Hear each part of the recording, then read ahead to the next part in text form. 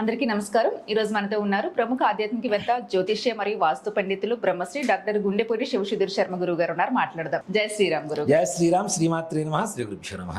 గురుగారు, ప్రజెంట్ ఉన్న రోజుల్లో ప్రతి ఒక్కరికి శత్రువులు ఎవరి తరహాల వాళ్ళకు ఉంటున్నారు. పెద్దవాళ్ళకి పెద్దగా, చిన్న వాళ్ళకి చిన్నగా కామన్ అయిపోయింది. అది ఎంత చెట్టుకి అంత కాయలు. కరెక్ట్ గా చెప్పారు మీరు. మరి శత్రువుల నుంచి బయటపడటానికి, శత్రు నాశనం అనొచ్చో లేదో, మరి శత్రు నాశనం కావడానికి ఏదైనా పరిహారాలు చెప్పండి. ఒకటి చెప్తానన్న, మీరు అన్నట్టు శత్రు నాశనం అనేటువంటి తీసి పక్కన పెడుతుంది. ఎందుకంటే ఎదురువాడి నాశనం కావాలనుకోవడం కూడా ఒక రకమైనటువంటి పాపమే కాబట్టి, అంతే కదా, అది కూడా ఒక రకమైనటువంటి పాపమే కాబట్టి శత్రువులు మన జోలికి రాకుండా మన గురించి మాట్లాడకుండా, మన గురించి ఆలోచించకుండా, మతి గతి వాక్ స్తంభనం, వేరే ఏం లేదు. మతి ఆలోచన లేదు మన గురించి, గతి మన గురించి ఏం చేయడానికి, క్రియారూపంలో చేయడానికి ఉండదు, వాక్ మాట్లాడడానికి ఉండదు. ఇలాంటివి చేయడానికి అవకాశం ఉంటుంది. అది సరిపోతుంది, చాలు. నిజంగా మన జోలికి నాన్న అమ్మవారు మనకి చేసేది, అమ్మకి అందరూ బిడ్డలే, అంతే కదా. ప్రపంచంలో ఉన్నటువంటి సమస్త కోటి జీవరాశులు అమ్మ బిడ్డలే, చీమతో సహా, చీమ నోట్లో ఉన్న ఆహారంతో సహా అమ్మ బిడ్డలే అందరం. అమ్మ ఎవరిని కూడా వినాశనం కమ్మని చేయడానికి సహకరించదు కూడా, అది తప్పు కూడా. కానీ మన జోలికి రాకుండా ప్రొటెక్ట్ చేయడానికి ఉంటుంది. అది ఇంకోటి ఏంటంటే ధర్మబద్ధమైనటువంటి శత్రువులు. మనమే తప్పు చేసి మనం ఎదుటి వాళ్ళని శత్రువు అనుకోవడం మహాపాపం అవుతుంది. అది ఇంకా తప్పు అవుతుంది. నిజంగానే మన పట్ల శత్రుత్వం వహిస్తూ మనం ఏ రకమైనటువంటి హాని చేయకుండా ఎదుటి వాళ్ళకి, వాళ్ళు మనల్ని శత్రువుగా భావిస్తున్నారు అనే భావన మనకి ఎప్పుడైతే ఎవరి మీద అయితే కలుగుతుందో వాళ్ళ గురించి కరెక్ట్గా నాన్న ఇప్పుడు మనం చెప్పబోయే పరిహారం ఏదైతే ఉందో చక్కగా కనుక కొన్ని రోజులు చేయగలిగితే 100% నీ జోలికి రావటం కానీ, మన గురించి మాట్లాడటం కానీ, మన గురించి ఏ రకమైన క్రియారూపంలో పనులు చేయటం కానీ తప్పనిసరిగా ఆగిపోవాల్సింది. ఇక్కడ ఇంకోటి కూడా ఏంటంటే నాన్న, మనం చదువుతున్నటువంటి మంత్రాలు చాలామంది ఏమనుకుంటున్నారంటే ఒక 10 రోజులు చేస్తే సరిపోతుంది, 40 రోజులు చేస్తే సరిపోతుంది అనుకుంటున్నారు. అది తప్పు. ఒకసారి ఒక దేవత ఉపాసన మొదలు పెట్టాము అంటే మన ఇంట్లో పర్సనే, మన ఇంట్లో వ్యక్తే. మన ఇంట్లో వ్యక్తికి భోజనం పెట్టకుండా 10 రోజులు భోజనం పెట్టేది మన అవసరం కోసం, 11వ రోజు భోజనం పెట్టమంటే కరెక్ట్ కాదు కదా. ఇక్కడ దేవతలు కోరుకునేటువంటి భోజనం ఏంటి? భక్తి, అంతే. అంతకుమించి వేరే ఏం కోరుకోవట్లే వాళ్ళు దేవతలు. మన దగ్గర నుంచి కోరుకునేది ఏంటి? నిజంగా ఈ జపం చేసినప్పుడు అంతే కదా, మనస్ఫూర్తికి ఇవ్వగలిగింది అదే కదా. మనం జపం చేసేటప్పుడు కూడా పంచోపచార పూజలు అని చెప్పుకుంటూ ఉంటాయి నాన్న. షోడశోపచార పూజలు 16 రకాలు, అలాగనే పంచోపచార పూజలు అని చెప్పి 5 ఉంటాయి.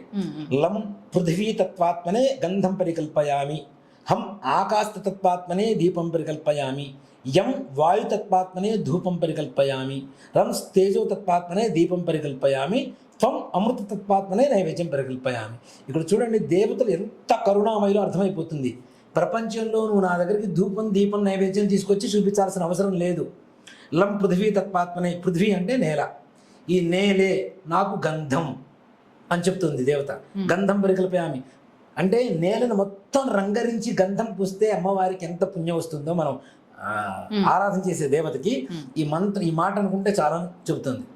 హం ఆకాశ తత్వాత్మనే పుష్పం పరికల్పయామి, ఆకాశాన్ని పుష్పంగా నాకు సమర్పిస్తున్నాను, నేను నీకు సమర్పిస్తున్నాను అని చెప్పడం ఆకాశాన్ని.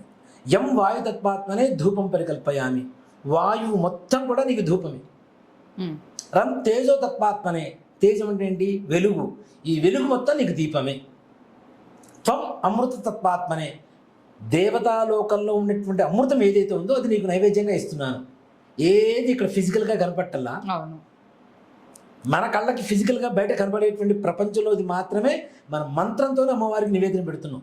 అంత కరుణామయ్య అమ్మవారు. కాబట్టి ఇలాంటి వాటికి అక్కడ అమ్మవారు అడుగుతున్నది ఏంటి? ధూపం, దీపం, నైవేద్యం ఇవేవి కాదు, కేవలం మనం చూపించేటువంటి మనస్ఫూర్తిగా ఉండేటువంటి భక్తి, విశ్వాసం. ఈ 2 ఉంటే ఏ మంత్రమైనా, ఎక్కడైనా మంత్రాలకు చింతకాయలు రాలుతాయంటే రాలుతాయి. ఆ విశ్వాసం మన దగ్గర ఉండాలి. ఏదో సినిమాలో కూడా చూశాను, వర్షం కురిపిస్తావా అంటే ఒక స్వామీజీ, ఒక ఆయన ఊరికి వస్తాడు, ఒక ఆయన రాగానే జనాలందరూ వెళ్తారు, వర్షం కురిపిస్తాట స్వామీజీ, వర్షం కురిపిస్తాట స్వామీజీ అని. వెళ్ళంగానే వర్షం కురిపించడు ఆయన. వర్షం ఎందుకు కురిపించట్లేదు స్వామి అంటే, మీకు నా మీద నమ్మకం లేదు అని అంటాడు. అదే ఎట్లా అంటే, మీరు గొడుగులు తీసుకురాలేదుగా, నమ్మకం ఉంటే నాకు గొడుగులు తీసుకుని వచ్చేవాడు కదా, వర్షంలో తడిసిపోవాల్సి వస్తుందని అని చెప్పేవాడు. అట్లానే నమ్మకం ఉంటే ఏ పనైనా అవుతుంది నాన్న. ఇట్లాంటి వాళ్ళకి దశమహా విద్యలో భగళాముఖి అనేటువంటి విద్య, అమ్మవారు మారణ విద్య కాదు, శత్రు స్తంభన విద్య అంటాం. అమ్మవారు ఉండడం కూడా ఎలా ఉంటుందంటే శత్రువు నాలుక పట్టుకొని గత పెట్టి పొడి చేస్తూ ఉంటుంది. మాట్లాడడానికి ఛాన్స్ లేదు, వాడికి ఏం చేయడానికి అవకాశం లేదు, ఏం ఆలోచించడానికి అవకాశం ఉండదు. అమ్మవారు ఎలా ఉంటుందంటే మనకి పసుపు వర్ణం, పసుపచ్చ వర్ణం ఉంటుంది కదా, పసుపు వర్ణం అమ్మవారు చాలా ప్రీతికరమైనటువంటి వర్ణం.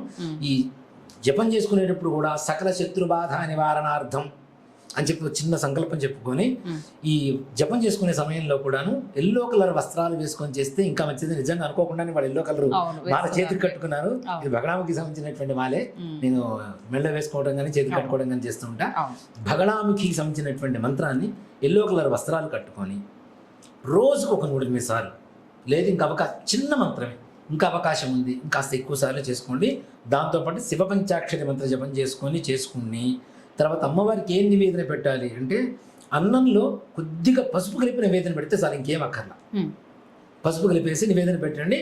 అది ఎంత అంటే మనం ఎక్కువ తినలేం కదా, ఉట్టి పసుపు అన్నం తినలేం. సో కాబట్టి ఆ పసుపు అన్నం మనం తినేంతగా కొద్దిగా అమ్మవారికి నివేదన పెట్టండి. రాత్రి సమయంలో చేయండి, ఇంకా విశేషంగా ఉంటుంది. మీకు అవకాశంగా ఉండేటువంటి సమయం, పొద్దున హడావుడిగా ఆఫీసులకు వెళ్ళాలి, వ్యాపారాలకు వెళ్ళాలి, ఈ హడావుడి ఉంటుంది, ఇలాంటిది లేకుండా అవి ప్రశాంతంగా రాత్రి కూడా చేసుకునేటువంటి సమయం ఉంటుంది. కాబట్టి రాత్రి 9 గంటల తర్వాత చేయండి. ఇంకాస్త తొందరగా అమ్మవారు మీకు ఉండేటువంటి సకల శత్రుబాధ నివారణ సంపూర్ణంగా కలుగజేస్తుంది. మంత్రం కూడా చాలా చిన్నదేనా.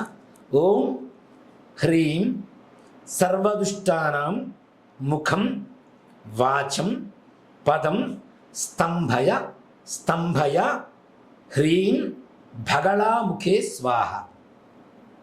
ఓం హ్రీం సర్వదుష్టానాం ముఖం వాచం పదం స్తంభయ హ్రీం భగళాముఖే స్వాహ.